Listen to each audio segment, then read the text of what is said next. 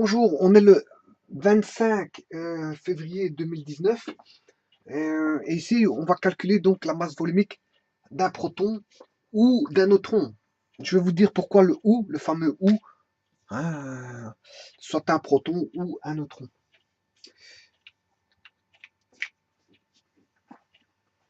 Les données, vous avez des données sur le tableau. Pour connaître la masse volumique, bien sûr, pour connaître la masse volumique, il faut connaître bien sûr la masse et le volume. Donc il faut connaître juste la masse et le volume. La masse du proton ou du neutron. Le volume du proton ou du neutron. Par contre, ici, j'ai les masses. J'ai les masses du proton. P, bon, ça symbolise le proton. N, le neutron. Le plus symbolise la charge électrique positive. Et le 0, la charge neutre. Il n'y a pas de charge pour le neutron. Donc le neutron est neutre, donc comme son nom l'indique, neutron neutre. Donc la charge du neutron vaut 0, alors que la charge du proton est positive. Et j'ai mis M à côté de P pour dire que on a affaire à une masse du proton, qui est ici bien sûr donnée en grammes. Et ça, c'est la masse du neutron donnée en grammes. Et on remarque que les deux masses sont significativement presque les mêmes entre elles. D'ailleurs, je vais le développer. N'oubliez pas qu'ici, on a un exposant 10 exposant moins 23. Et donc, vous allez voir que tout va rimer avec la notion d'exposant mathématique. D'exposant mathématique. Tout d'abord ici, le 10 exposant moins 23. Voyons voir tout d'abord avec un exposant de base 10, parce que la base est 10 ici. Un exposant de base 10, supposons qu'on écrive ceci. Ça veut dire qu'on a 24 et à partir d'ici, vous devez reculer le rang de la virgule de 4 rangs à partir de la droite. Donc, on a 24, 24. La virgule est ici puisque elle est entière. C'est comme si on avait 24,000. On a 24 est entier. C'est comme si on avait 24,000. Donc la pseudo-virgule est ici. Je recule de 4 rangs. 1, 2. Je rajoute un 0. 3.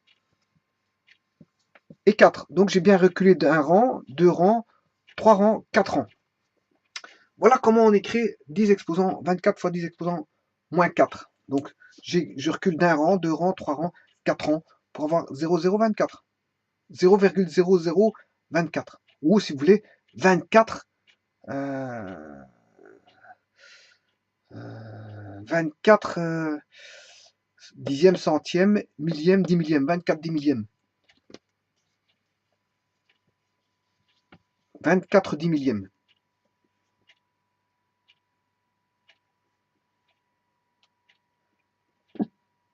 Alors, il en est de même pour ceci, ces deux nombres-là. Masse du proton, masse du neutron, bien sûr qui est en grammes. Je vais d'abord les mettre en kilos. On va passer en kilos. Voilà, et je vais le mettre en nombre scientifique et je vais passer en kilos. Donc, en kilos, 10 exposant moins 23. Bon, 1 gramme. 1 kilo.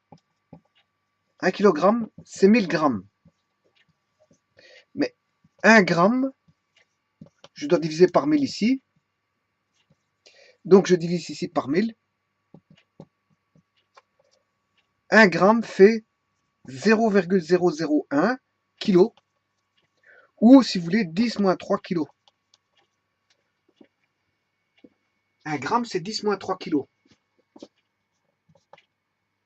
Donc, pour remettre en kilos, 1 gramme, c'est 10 moins 3 kg. Donc ici, 1 gramme, le gramme, c'est 10 moins 3 kg.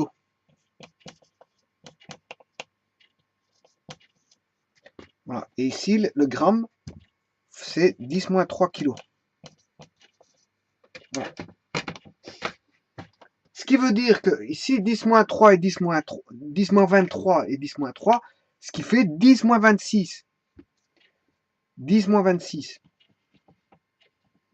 Donc on a 0,76 fois 10 moins 26 kg, tout comme ici, 10 moins 3 et 10 moins 23, c'est 10 moins 26 kg. Maintenant, je vais remettre en nombre scientifique. Nombre scientifique, c'est un nombre qui est compris entre 1 et 9. Pour avoir ce nombre-là, pour le mettre entre 1 et 9, mais je recule la virgule d'un rang vers la droite. Donc c'est comme si j'avais multiplié par 10. Donc pour garder le même nombre qu'on avait, ce nombre-là fois 10, je dois le diviser par 10. Or, faire fois 10, diviser par 10, c'est faire fois 10 exposant moins 1. Donc je multiplie par 10 ici, je divise par 10 pour avoir, on va dire, l'équilibre du nombre. Hein. Le nombre doit rester tel quel. Voilà, il doit rester le même, en égalité. Il doit être égal par des changements de puissance, mais doit être égal. Si je fais fois 10, je fais d'un autre côté divisé par 10 pour avoir, parce qu'on sait bien que si on fait fois 10 divisé par 10, ça fait fois 1. Et fois 1, le 1 il est neutre, c'est comme si j'avais rien fait. C'est comme si on n'avait rien fait au nombre. Comme si on avait établi aucune opération. Faire fois 1, c'est multiplier par la valeur neutre, qui est le 1 pour la multiplication. Eh bien, le 1 peut être un nombre fois 10 divisé par 10, fois 100 divisé par 100, fois 1000 divisé par 1000, fois 10 000 divisé par 10 000, etc. Mais ici, moi, comme j'ai besoin d'un nombre scientifique compris entre 1 et 9, c'est le cas ici, 1,6 et 1 est compris entre 1 et 9, la valeur entière est comprise entre 1 et 9. Donc, je m'arrange pour avoir une valeur entière compris entre 1 et 9. Eh bien, c'est le cas ici. Pour avoir ceci, il faut que je multiplie par 10, mais il faut que je divise par 10, donc je fasse fois 10 moins 1, parce que diviser par 10, c'est faire fois 10 moins 1. Je fais la même chose ici. Bon, c'est 1,6 fois 10 exposant moins 1. Voilà. Et j'obtiens au bout du compte un nombre scientifique qui est 1,6 et 1,6. Voilà. Fois 10 exposant moins 26 moins 1, c'est 10 moins 27.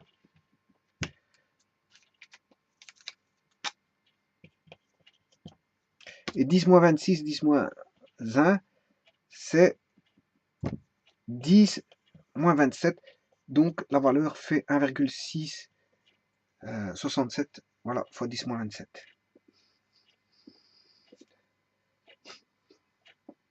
Alors, voyons voir par rapport au tableau de Mendeleïev. Ici, je vais vous dire tout de suite, il y a une erreur. Hein. Il y a une erreur, je vais vous la montrer par après. Mais allons voir les propriétés, je veux dire, des particules subatomiques. Hein. Hein, je suis bien dans le tableau de Mendeleïev. Voilà, du CB Pharma, qui ne produisent plus d'ailleurs des tableaux atomiques, hein, d'après leur dire. On trouve les propriétés de quelques particules subatomiques. Je ne sais pas si on peut apercevoir à l'écran. À moins que je fasse un grand zoom.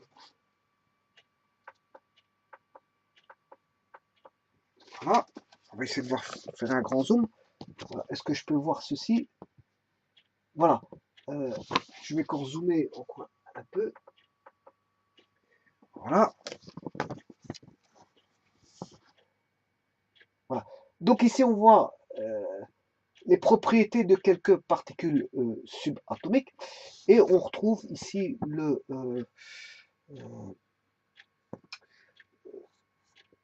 neutron, l'électron, pardon, c'est une particule, l'électron. Hein.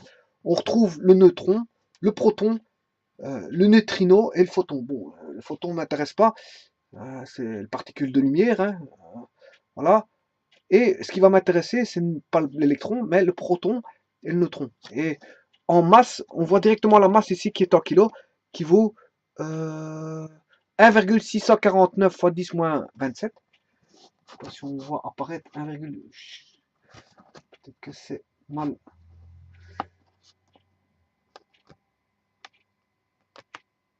Oui, c'est parce qu'en fait, la focalisation ne se fait pas bien. Une mauvaise focalisation. Voilà. De toute façon, ici, je vous cite. Hein, 1,6749 fois 10 moins 27, c'est celui-ci, sa masse du neutron.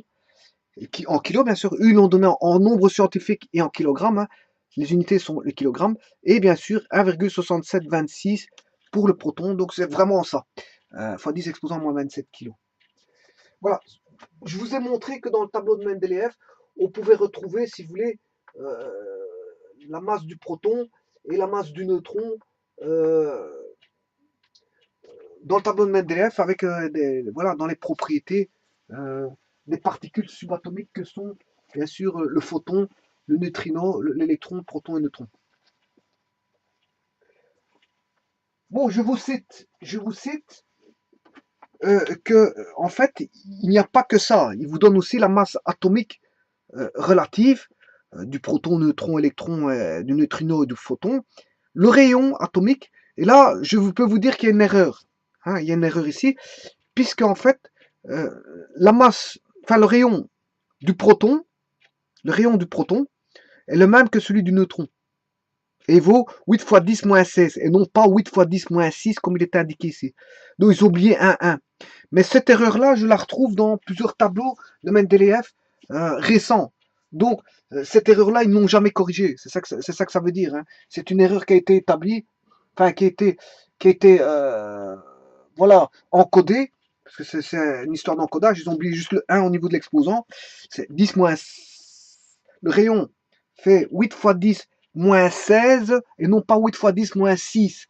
En fait, il manque un 1. Par contre, ils l'ont bien mis pour le neutron. C'est 8 fois 10 moins 16. Et comme le rayon du neutron et du proton est le même, 8 fois 10 moins 16, et 8 fois 10 moins 16 pour le proton et le neutron, ça ne sera pas être 8 fois 10 moins 6 pour le neutron. Donc, pour le neutron, ils se sont trompés au niveau du proton, ils se sont trompés au niveau du rayon atomique. Donc, c'est une erreur dans le tableau de Mendeleev qui n'a pas été corrigée, parce qu'en fait, j'ai la même erreur dans d'autres tableaux de Mendeleev plus récents. Voilà, et vous pouvez constater cette erreur-là si vous avez un tableau du CB Pharma. Alors, donc on va indiquer ce fameux rayon atomique. Donc on va mettre ceci en kilogrammes, en kilos, et on va mettre le rayon atomique du proton et le rayon atomique du neutron elles valent tous les deux rayons valent ils valent, parce qu'on dit un rayon, ils valent tous les deux 8 fois 10 moins 16 mètres. Voilà, parce que les unités, si je regarde dans le tableau, les unités sont en mètres. Voilà, le rayon est en mètres. Donc, donné dans le système MKSA, mètre, kilogramme, seconde, ampère. 8 fois 10 moins 16 mètres. Donc, à partir de là, connaissant le rayon du proton et du neutron et la masse du proton-neutron, je sais calculer la masse voilà, en volume, la masse volumique. Alors, je vais tout de suite vous dire que 8 fois 10 moins 16, c'est un nombre très très petit. Hein. C'est-à-dire, on a 10 exposants moins 27. C'est-à-dire que si je prends la masse du proton, on a 16 726. Voilà. Et la masse du neutron, c'est 749. C'est 726. 16 726, c'est 749 pour le neutron. Donc, c'est assez proche l'un de l'autre. Et regardez qu'il y a 10 exposants moins 27 pour le mettre en kilo. Donc, 10 exposants moins 27, c'est donc 1, 2, 3, 4, 5, 6, 7, 8, 9, 10, 11, 12, 13, 14, 15, 16, 17, 18, 19, 21, 22, 23, 24, 25, 26, 27. Voilà, on va regarder après ça. Donc, 10 moins 27. Donc, c'est à partir du 1, parce qu'on a 1,6. À partir du 1, j'ai 10 moins 27. Donc, 1, 2, 3, 4, 5, 6, 7, 8, 9, 10, 11, 12, 13, 14, 15, 16, 17, 18, 19, 20, 21, 22, 23, 24, 25, 26 et 27. Voilà. Voilà que représente ce fameux nombre. Ouais, le 0,0, ça se lit comme ceci. Hein, ouais. Vous comprendrez que voilà, j'ai coupé le nom parce que bon, j'ai dû aller en dessous. Voilà, donc on a 1, 2, 3, 4, 5, 6, 7, 8, 9, 10, 11, 12, 13, 14, 15, 16, 17, 18, 19, 20, 21, 22, 23, 24, 25, 26, 27 et 28 zéros. Parce que on est ici, si je fais bien, moins 27, 10, moins 27. 1, 2, 3, 4, 5, 6, 7, 8, 9, 10, 11, 12, 13, 14, 15, 16, 17, 18, 18, 19, il serait là, 20, 21, 22, 23, 24, 25, 26 et 27. Non, c'est plutôt là. C'est plutôt ici, je m'excuse. Parce que si on dit moins 27, je ne vais pas avoir 28, 0. Je dois en avoir normalement 27. 1, 2, 3, 4, 5, 6, 7. À part, bien sûr, 27, y compris le 0 avant la virgule. Hein. Donc 0, 1, 2, 3, 4, 5, 6, 7, 8, 9, 10, 11, 12, 13, 14, 15, 16, 17, 18, 19, 20, 21, 22, 23, 24, 25, 26, 27. J'ai bien 27 0. Y compris, voilà. Donc c'est ça. Donc, si je fais la même chose avec l'autre masse, ça va donner ceci. Hein. La masse du proton. Je vais faire la masse du proton. Donc, il faut que je mette 27 0 et puis vient le 1. Voilà, donc, c'est-à-dire, j'en mets 1, 2, 3, 4, 5, 6, 7, 8, 9, 10, 11, 12, 13, 14, 15, 16, 17, 18, 19, 20, 21, 22, 23, 24, 25, 26, 27. Là, j'ai bien 27 0. Et l'autre, il voudra 1, 2, 3, 4, 5, 6, 7, 8, 9, 10, 11, 12, 13, 14, 15, 16, 17, 18, 19, 20, 21, 22, 23, 4, 25, 26, 27 0. Et bien sûr, ma virgule est ici. J'ai 27 0 avec la virgule qui est ici. Et ensuite vient bien sûr les nombres 1700, 6726, 16726 et 16749 kilos. Voilà. Et donc autant dire que vous voyez que c'est la même chose. Hein. On est très bas au niveau du nombre. On est proche de 0, proche de 0. Ouais, on est proche de 0. Hein, c'est une question d'échelle, hein, tout est une question d'échelle. L'échelle, bon, à taille humaine, ça c'est très petit. Voilà, c'est proche de 0 à taille humaine, mais si on retombe au niveau du proton, on est encore loin du 0. Ça, c'est une question d'échelle. C'est comme si on devait comparer, voilà, la comparaison d'un astre, de l'univers, d'un astre, de la Terre, d'une bille, d'un atome, voilà, d'un proton. Voilà, ça va du grand au petit, oui, du grand au petit. Mais à taille humaine, bon, à taille humaine, d'ailleurs c'est pour ça qu'on a mis les unités, le mètre, kilogramme, parce que tout le monde est capable de prendre 1 kilo. Hein. Voilà. Donc à l'échelle humaine, tout le monde est capable de prendre 1 kilo, donc on se réfère au kilogramme. Là, le mètre, bon, quand on marche, tout le monde est capable de faire un pas d'1 mètre. Voilà, donc c'est pour ça qu'on prend ces unités-là. Mais quand ça devient très petit, bon, les unités, il faut changer d'unité. Mais la vue est relative. Voir quelque chose de très petit, c'est relatif. On verra quelque chose de très petit, mais ce petit-là, hein, si on se fixe par exemple une barre qui est le 0, à ne pas dépasser, eh ben, je veux dire, on pourra voir que bon, un nombre est proche de 0, mais si on descend au niveau de la taille du nombre, qui est très petit, ben, on est encore très éloigné du 0, et on sera toujours éloigné du 0. Quel que soit le nombre, c'est ce qu'on appelle les infiniment petits. Voilà, les infiniment petits, plus on se rapprochera, je veux dire, d'une limite fixée, eh bien, on s'en rapprochera, je veux dire, toujours de plus en plus, mais si on est à taille, je veux dire, plus petite, on voit qu'on est encore éloigné de cette limite. Voilà, donc en fait, tout dépend, c'est un problème d'échelle. Voilà, qu'est-ce que c'est que, voilà, hein, si je prends un astre, mais c'est immense par rapport aux tailles voilà, que l'être humain connaît, à l'échelle humaine, un astre très grand. Mais un astre comparé à l'univers, un astre c'est tout petit. C'est vraiment minuscule. C'est minuscule. Donc, vous voyez que c'est un problème d'échelle. Voilà. Et donc, à cette échelle-là, ben, c'est tout petit, oui, c'est une petite masse donnée en kilos, mais en fait, si on regarde le proton, on est encore loin de 0. À taille du proton, on est très loin de 0. Bien qu'on associe, on est encore loin de 0. Voilà, il y a encore du chemin à faire pour aller vers 0 et encore on n'y aboutira jamais. Voilà, on peut s'approcher, je veux dire, de manière de plus en plus petite de 0. On n'arrivera jamais au 0. Et ça, c'est exprimé par, si vous voulez, les notions d'inverse. Un inverse, si je prends un inverse au niveau positif, la courbe fait ceci, hein, 1 sur x. 1 sur x. Voilà, quand je me rapproche à partir de 1 jusqu'à 0, hein, je vais retirer les négatifs pour éviter de discuter sur des négatifs, parce qu'on s'en fout des négatifs ici. Si je prends les positifs, mais vous voyez que si je me rapproche de 0, 1 sur x, voilà, tend vers l'infini, quand x tend vers 0.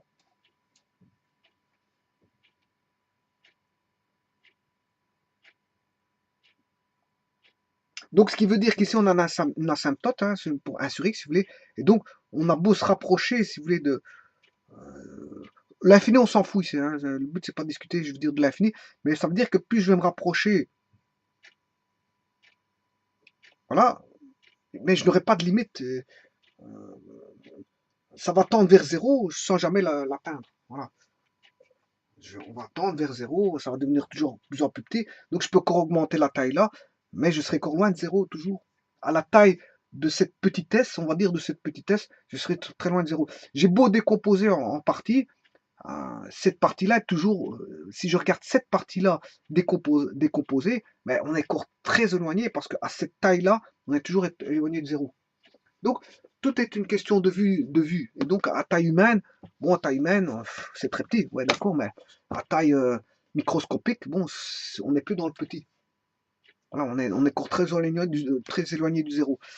Voilà, et on peut encore décomposer comme ça les nombres et on peut se retrouver à se dire qu'on est toujours éloigné du zéro, toujours. Et alors, on n'arrivera jamais, si vous voulez, à atteindre cette fameuse limite qui est zéro parce que les nombres existent toujours de manière de plus en plus petite et c'est toujours décomposable de manière de plus en plus petite. Voilà, ceci étant dit, tout ça pour vous dire que ici, grosso modo, à taille humaine, mais que ici, elle ne diffère que par 26 et 49 ici. Mais à taille humaine, je veux dire, on peut négliger sa taille humaine et se dire que la masse du proton et du neutron est la même. Voilà, on peut se dire que la masse du proton et la masse du neutron à échelle humaine, ben, c'est égal. Il y a une égalité. À taille humaine, parce que ben, si on est à taille microscopique, fatalement, il y a une différence. Hein. Une différence, vous voyez bien, là, ça diffère par 26 et par 49, mais à taille humaine, on est très, très éloigné de, voilà, de 0, donc je veux dire, voilà, 0,0000000000000. Voilà, et puis après viendra 49, très loin après. Donc autant dire, on est proche de 0, on est proche de 0 à taille humaine, mais toujours éloigné du 0 à taille particulière ou microscopique. Donc on a bien cette masse-là qui est plus ou moins la même, que ce soit la masse volumique du proton ou du neutron. Voilà pourquoi j'avais dit on va calculer la masse du proton et du neutron, parce qu'en fait on va dire qu'ils sont considérés à taille humaine à même masse, ils ont même masse, et qu'ils ont à taille humaine le même rayon. Le rayon du proton et du neutron est le même à taille humaine, parce qu'il y a une légère différence entre eux aussi. Je veux dire, si je descendais à des tailles très petites. Voilà. Donc autant dire que ça ne m'intéresse pas de calculer la taille volumique du proton et du neutron séparément, mais bien je vais tout simplement calculer soit la masse volumique du proton ou du neutron parce qu'ils ont même masse volumique. Donc autant dire que je vais calculer que la masse du proton. Et la masse du proton, la masse volumique du proton sera la masse volumique du neutron parce qu'en fait, à taille humaine, ils sont, je veux dire, de même, valeur. Voilà, donc maintenant, on a la masse du proton. J'ai la masse du proton donnée en kilos, donc la masse volumique est donnée en kilogrammes par mètre cube. Par contre, ici, j'ai un rayon de proton en mètres pour avoir des mètres cubes et je dois mettre sous forme d'un volume. Alors, le volume, il est très aisé de calculer le volume puisque connaissant le rayon. Comme c'est un cylindre, on va considérer que c'est un cylindre. Donc, on va calculer la masse volumique qui est un cylindre. Et je m'excuse, une sphère. Je raconte des bêtises. Pas un cylindre, mais une sphère. Je sais pas pourquoi, parce qu'un cylindre, c'est ceci. Pas confondre un cylindre et une sphère. Voilà. Donc ici, le volume d'une sphère, on sait bien que c'est 4 tiers de pi r cube. Voilà. Et ça, c'est la masse d'une particule. Alors, qui est le proton ici. Bon, alors maintenant, je vais vous dire quelque chose. Le proton, bien sûr, qu'est-ce que c'est que les protons-neutrons? Protons-neutrons, en général, ils se retrouvent à plusieurs protons et neutrons dans le noyau. On a le noyau, et autour du noyau gravitent bien sûr les électrons, voilà, bien sûr, qui sont sous forme hein, de couches atomiques. Et donc, on a des électrons qui tournent sous forme de couches autour du noyau, et que le noyau contient les protons-neutrons.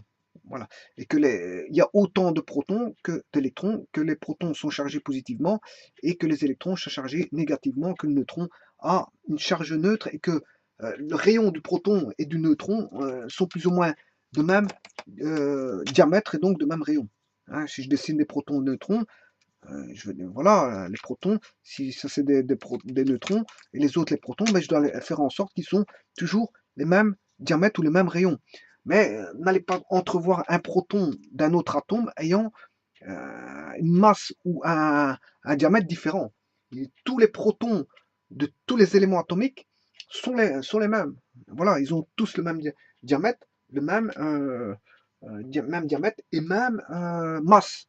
Tous les protons et les neutrons des différents atomes, que ce soit la masse d'hydrogène ou la masse de l'hélium ou la masse de ce qu'on veut comme élément, hein, l'oréncium ou peu importe, je sais pas moi, le rubidium, le krypton, le xénon, ou je sais pas moi, peu importe l'élément atomique, le proton, c'est un proton avec sa masse caractéristique et son diamètre caractéristique ou son rayon caractéristique. Et le neutron, c'est la même chose.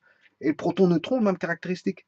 En gros, si ce n'est que proton et neutrons ont une charge, je veux dire, qui n'est pas la même, puisque la charge du neutron, elle est neutre. Il n'y a pas de charge. Par contre, le proton a une charge plus 1, électrique plus 1, considéré comme plus 1, qui est, voilà, exactement, si vous voulez, sa charge électrique, c'est la plus petite charge existante qu'on n'ait jamais trouvée, qui correspond en coulomb à 1,06 0,2 fois 10 exponent moins 19 coulombs, et ce qui est la même chose pour l'électron. Ils ont tous les deux la même charge, si ce n'est qu'il y en a un qui est positif, l'autre négatif, et sont considérés comme charge unitaire, si vous voulez.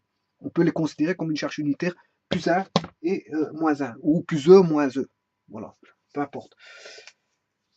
Alors, ceci étant dit, donc les électrons tournent autour de... Voilà, et à l'intérieur, on a un vide. C'est pas tout à fait un vide, hein.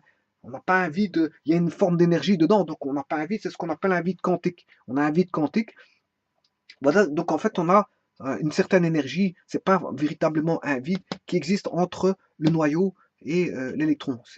On dit que la matière est constituée de vide, c'est pas tout à fait vrai parce que c'est un vide quantique, c'est pas un vrai vide. Parce que le vrai vide, bon, pour moi, ça n'existe pas. Penser le vide, c'est déjà penser quelque chose, donc c'est complètement faux. Penser le vide, c'est penser zéro, c'est penser le néant. Or, penser le néant, c'est déjà penser quelque chose, philosophiquement parlant. Donc, en fait, voilà, on peut dire que on ne peut pas penser le vide, parce que c'est penser à quelque chose. Définir le vide, c'est définir quelque chose. Donc, autant dire que le vide, bon, personne ne sait ce que c'est. Voilà, mais on l'approche, on peut approcher le vide, bien sûr, en descendant à une pression très basse, voilà, très très basse, et on peut approcher, je veux dire, le vide, sans jamais l'atteindre. Voilà, qui est une limite aussi. Voilà, donc sachez que les éléments atomiques possèdent des protons-neutrons dans un noyau, et que ce noyau, la grosseur du noyau va dépendre du nombre d'éléments que vous avez, bien sûr, de protons-neutrons dans l'atome. Voilà, ce qui veut dire que un noyau de carbone n'est pas la même chose qu'un noyau d'hydrogène, parce que le noyau de carbone n'est pas le même ne contient pas le nombre de protons, le même nombre de protons et de neutrons que l'hydrogène. Voilà. Donc, il y a des noyaux plus gros. Fatalement, le diamètre du noyau est différent suivant la consistance interne du noyau, c'est-à-dire la consistance des protons-neutrons que l'on a dedans, ce qu'on appelle des nucléons. Voilà, le diamètre du noyau va dépendre du nombre de nucléons qu'on a dans le noyau. Bon, alors ici, bien sûr, vous comprendrez quand je calcule ici la masse volumique d'un proton, d'un neutron. Ici, je vais faire voilà, la masse volumique d'un proton ou d'un neutron, mais ça veut dire que c'est un proton. Qui a un proton? Mais c'est l'hydrogène. C'est l'hydrogène qui a un proton. Donc, on va dire que le noyau renferme un proton. Donc, le diamètre du proton et le diamètre du noyau, il est le même, parce qu'il renferme qu'un proton. Bon, maintenant, qu'est-ce que c'est que l'hydrogène? C'est un élément qui est très abondant sur Terre, si pas le plus abondant sur Terre, et qui a été créé d'abord en premier avec l'hélium, lors de, on va dire, la création du Big Bang. Bon, c'est les deux premières matières qui ont été créées, d'abord hydrogène et puis hélium, et bien sûr après les autres matériaux, enfin les autres par réaction nucléaire, les autres par transmutation, bien sûr les autres atomes, les autres éléments atomiques, au fur et à mesure par une chaîne qui s'est fait, qui a construit d'abord certains éléments d'abord et puis ensuite d'autres. Voilà, par une chaîne de réaction nucléaire. Bon, ici, on va calculer donc cette fameuse masse atomique pour éviter de nous étaler sur la notion, je vais dire, autre que celle de masse volumique du proton. Donc, on a bien la masse en kilos, 1,6 726 fois 10 exposant moins 27 kg, le tout sur un rayon de 8 fois 10 moins 16. Alors, le volume, je viens de vous le dire, d'une sphère, c'est 4 tiers de pi r cube, et le rayon fait 8 fois 10 moins 16 mètres. 8 fois 10 moins 16 mètres. Donc, 8 fois 10 moins 16 au cube. 8 fois 10 moins 16 au cube. Et là, on a bien une masse en kilogrammes par mètre cube, qui est bien l'unité d'un volume. D'une masse volumique, je m'excuse, d'une masse volumique. Alors, on va calculer ça, et on va comparer, bien sûr, par rapport à une masse volumique connue, qui est celle de l'eau, l'eau qui est 1 kg par mètre cube. Bon, ça veut dire que, par décimètre cube, je m'excuse. C'est-à-dire que dans un litre, on sait mettre 1 kg pour l'eau, hein, environ, en gros, hein, parce que c'est 1,0 et 2,00. Et voilà, il faut regarder avec précision ce que ça vaut, et dépendant de la température, etc., de certains paramètres. Donc ici, je considérais que c'est exactement 1 kg pour 1 décimètre cube pour l'eau. Voilà, on va comparer par rapport à l'eau. Alors, on va faire notre calcul. Alors,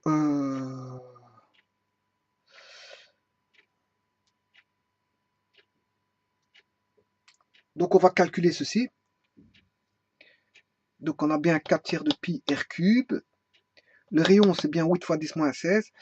Alors, 8 au cube, je vais sortir le 8, voilà, 8 au cube, ça fait 512. Hein, normalement, ça fait 512. Je calcule la machine, mais je crois que ça fait 512.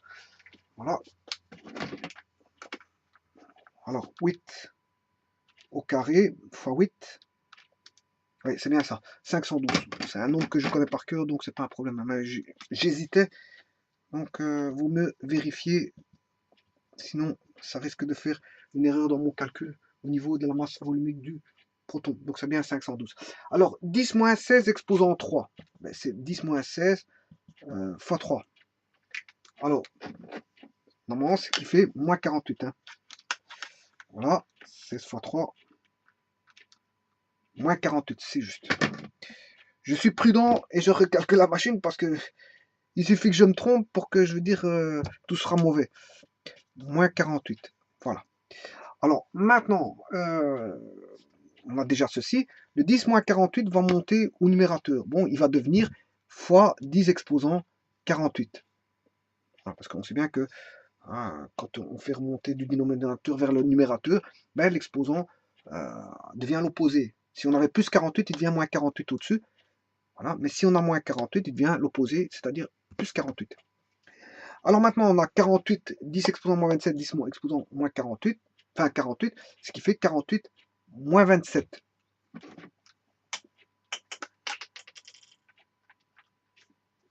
Bien sûr, ce qui fait 21. 10 exposant 21. Donc 48 moins 27, ce qui fait 10 exposant 21. On se retrouve à un exposant qui est positif, qui est immense d'ailleurs. Et on comprend que cette masse volumique va être immense du proton. 10 exposant 21.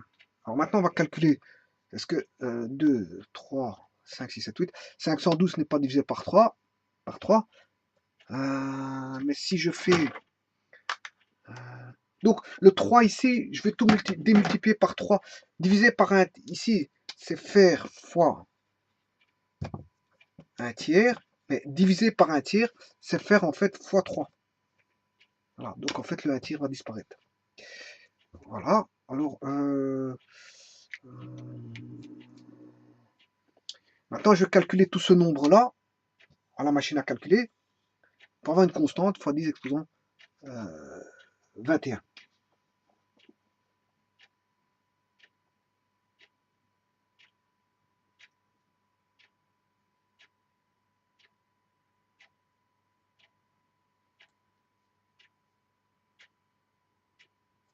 Oui, ce que je voulais dire tout à l'heure, j'ai dit que le rayon du proton faisait 8 fois 10 exposant moins 16, ce qui fait environ 0,8. Hein. Bon, combien exactement 0,84? Allez voir sur Internet, je vous mettrai, je mettrai, je mettrai un site Internet qui parle de cette fameuse précision. Je veux dire, si je mets 0,8, c'est 0,8 fois 10 exposant moins 15. C'est-à-dire 0,84 ou quelque chose comme ça. Hein. Allez voir, je vais vous mettre une remarque concernant un site qui vous explique la précision donnée concernant le rayon du proton, parce qu'on n'en est pas si sûr jusqu'à une certaine précision près. Et ils en expliquent pourquoi dans ce site que je vous mettrai en remarque, bien sûr. Et ça, quand on a 0,8 fois 10 moins 15, ce qui fait, bien sûr, 0,8 femtomètre, hein, parce que 10 moins 15 mètres, c'est de l'ordre du femtomètre. Femtomètre.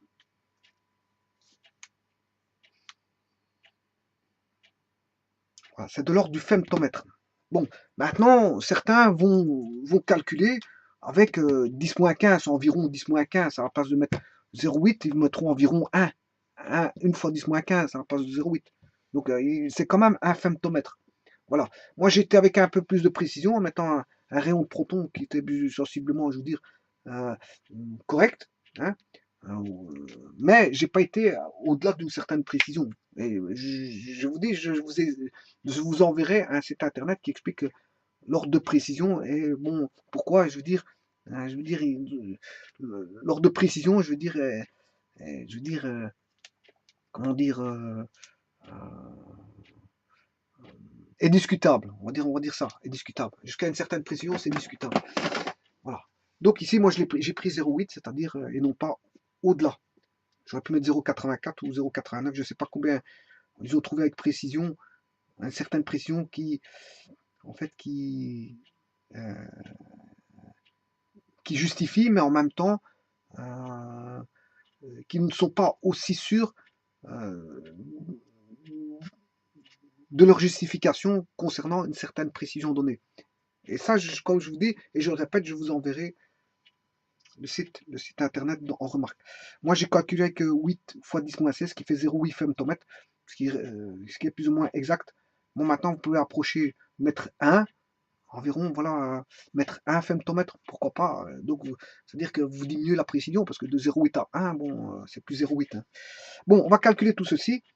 3 fois 1.6726 fois 10 exposant 21. Voilà, divisé par 4, divisé par 512, divisé par 3 par pi, shift pi.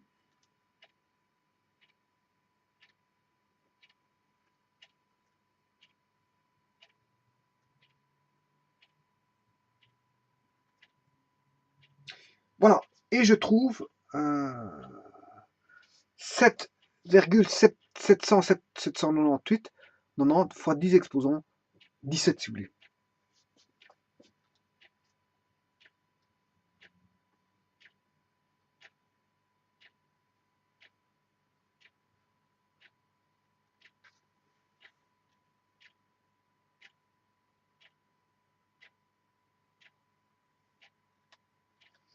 Bon, je vais revérifier si je n'ai pas fait une petite erreur.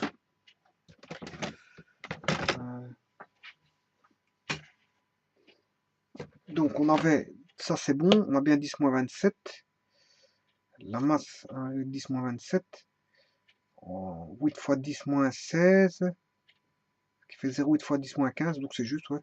10-15, 10-27, c'est juste. Ouais, donc c'est juste. Enfin, c'est bon. Donc, si j'ai bien fait mes calculs, c'est bien ça. Donc, on va dire que ça fait, en grosso modo, 7,798 90 306 fois 10 exposants, 17 kilos par mètre cube. Voilà. Alors maintenant, on va discuter sur ce nombre-là. C'est ce nombre-là qui m'intéresse le plus.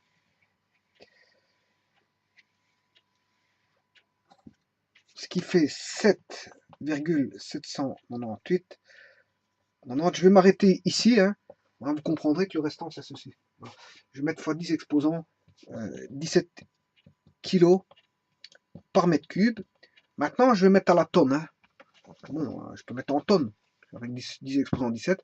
C'est 7,798. Je vais même retirer le 9 ici. Alors, si je mets en tonnes, une tonne, c'est 1000 kilos. Donc, je vais retirer 3 zéros ici. 17 moins 3, ce qui fait 14. Et là, on a des tonnes par mètre cube. Voilà. Autant dire que sur un mètre cube, c'est immense. Bon, je vais réduire sur en décimètre cube. Voilà. Pour passer du mètre cube au décimètre cube, 1 mètre cube vaut 1000 décimètres cubes.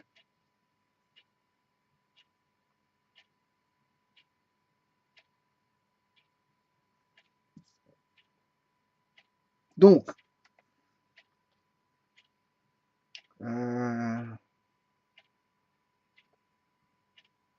comme je redescends sur un volume plus petit, la masse sera plus petite.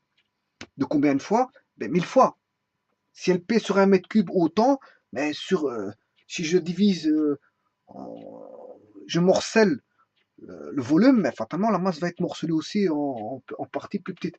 Donc si j'ai divisé en 1000 le volume, mais je dois diviser par 1000, c'est-à-dire je retire 3 zéros, 10 exposants 14, il va rester 10 exposants 14 moins 3, 10 exposants 11 tonnes par décimètre cube. Voilà. Maintenant, mettons-le en centimètres cubes. Voilà, je divise encore par 1000 celui-ci, donc je retire encore 3 zéros. Si j'en retire un, ça fait 10, et je retire encore 2, ça fait 10 exposants 9. Voilà. Ce qui veut dire que ça fait 7 milliards de tonnes dans un centimètre cube. 7 milliards de tonnes.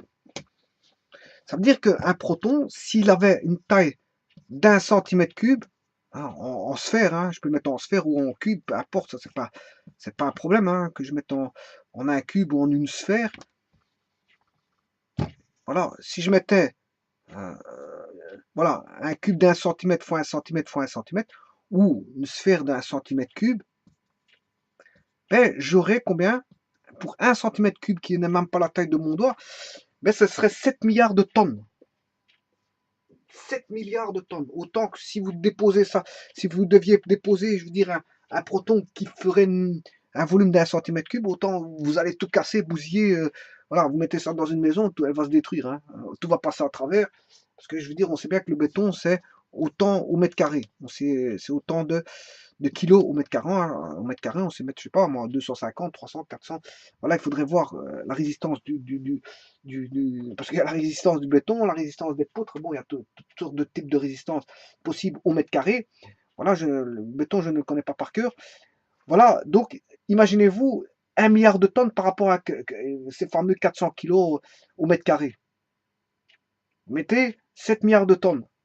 Vous pouvez croire que tout va se détruire, enfin, tout va se détruire, hein, 7 milliards de tonnes. Ce qui veut dire que c'est très massif. Si on avait 1 centimètre cube, ce serait très massif. très massif. Bon, maintenant, en comparant à l'eau, ben, vous voyez, l'eau, c'est 1 kg par décimètre cube. Hein. Donc, dans une bouteille, 1 décimètre cube, ce qui fait 1 litre, j'ai 1 kg dans 1 litre. Voilà pour l'eau. 1 kg dans 1 litre, en gros. Et ici, on a 7 milliards de tonnes pour 1 centimètre cube. Et dans 1 décimètre cube, c'est encore pire. J'ai 10 exposants 11 tonnes, 7,7 fois 10 exposants 11 tonnes par décimètre cube. Donc, autant dire que vous avez une particule massive. Mais heureusement que celle-ci est très petite. Et c'est ça qui fait que on ne ressent pas, voilà, elle est très petite. Tout se situe, je veux dire, dans une taille, voilà, le rayon du proton est 10-16. Il est 10-16. S'il est de 10-16 mètres, ben, fatalement, tous, on n'est pas au centimètre cube. Hein, on n'est pas au centimètre cube. On est dans une taille très très petite. Hein, puisque le volume vaudra 4 tiers de pi 8 fois 10 exposant moins 16 au cube. Voilà, et là, on aura, si vous voulez, un rayon de protons qui est très très petit parce qu'on aura 4 fois 512 sur 3 fois pi fois 10 exposant moins 48 mètres cubes. Voilà, autant dire moins 48, c'est très petit. C'est très petit. Donc fatalement, on ne ressent pas la densité. C'est très dense, mais au niveau, on va dire, du petit. Dans l'échelle du petit, c'est très dense. Voilà. À l'échelle du petit, c'est très dense. Mais à taille humaine, on a réduit relativement cette densité. Parce que si on était au centimètre cube, à taille humaine, bon, le centimètre cube, c'est une taille humaine. Hein, on sait voir un cube d'un centimètre cube, on sait le voir. Donc c'est à taille humaine. Quand je dis à taille humaine, l'œil permet de voir, je veux dire, un objet d'un centimètre cube. Donc voilà. Donc s'il permet de voir un centimètre cube, ça ferait des milliards de tonnes. Mais si on réduit la particule à un volume, voilà, très petit, à 10-48 qui est à taille euh, subatomique, on va dire de taille subatomique, ben là, on réduit la densité à taille subatomique et non plus à taille humaine. Voilà. Donc la masse volumique d'un proton, si vous voulez, à taille humaine, si elle est à taille humaine, elle est très dense. Très dense. Donc on aura affaire à une particule massive. Hein, une particule massive. Maintenant, à taille atomique, à son échelle, elle est très dense. Mais elle est moins dense à taille humaine. Voilà. Parce que le rapport d'échelle est très grand entre la taille humaine et la taille, voilà, du noyau du proton. Voilà, donc c'était le calcul de la masse volumique d'un proton. Je dirais que, bon, peut-être à ceux qui ont fait une erreur ici, qu'ils remarquent et qui changent ces fameux rayons du proton qui est 8 fois 10 moins 16 et non pas 8 fois 10 moins 6. Il y a bien une erreur au niveau du rayon du proton, bien sûr, de tableau de Mendeleev, mais de toute façon, comme il n'est plus produit de chez UCB Pharma, voilà. Sachez que dans tous les tableaux Mendeleev, on n'a pas forcément le rayon du proton, ces caractéristiques-là subatomiques du rayon du proton. Voilà, le rayon du proton, ben, je veux dire, n'est pas forcément donné dans d'autres tableaux. On aura peut-être la masse au repos. Ouais, on a la masse au repos. La masse au repos parce que bien sûr, c'est une masse qui n'est pas en mouvement. Hein, parce que la masse en mouvement, elle est différente de la masse au repos. Puisque vous connaissez bien sûr la fameuse équation M égale 1 sur C carré. Donc, si la particule est en mouvement, ben, sa masse est relative. Elle possède une certaine énergie et sa masse, la masse dépendra du carré de la vitesse et donc sa masse est relative. Plus le carré de la vitesse va augmenter, plus sa masse va se réduire, ce qui est une masse relative en fait. Une masse relative qui dépend du carré de la vitesse. Voilà. Et donc, fatalement, on ne va pas chaque fois donner une masse relative en fonction d'une vitesse donnée. En fait, on étudie, enfin, on donne la masse au repos. De toute façon, la masse est au repos. Enfin, le proton est au repos dans le noyau. Il est au repos. C'est pas comme l'électron qui circule à une certaine vitesse. et qui a une petite masse l'électron, certainement parce que lui il circule à une très grande vitesse. Donc voilà, la masse de l'électron est très petite comparée aux masses de protons et neutrons. Voilà, parce qu'elle doit circuler, si elle circule vite, bah, il faut qu'elle n'ait pas beaucoup d'inertie pour circuler à une certaine vitesse très rapide. Donc l'électron a très peu de masse. Par contre, comme le proton et le neutron, je veux dire, ne bougent pas à l'intérieur, euh, voilà. Bon, protons-neutrons à l'intérieur peuvent être stables ou instables, hein. Voilà, on a des, voilà, la stabilité va donner, l'instabilité va donner, si vous voulez, comment est-ce qu'on appelle ça, des éléments radioactifs. Et donc les éléments radioactifs permettent une certaine chimique, la chimie, une certaine physique, une physique nucléaire. Voilà.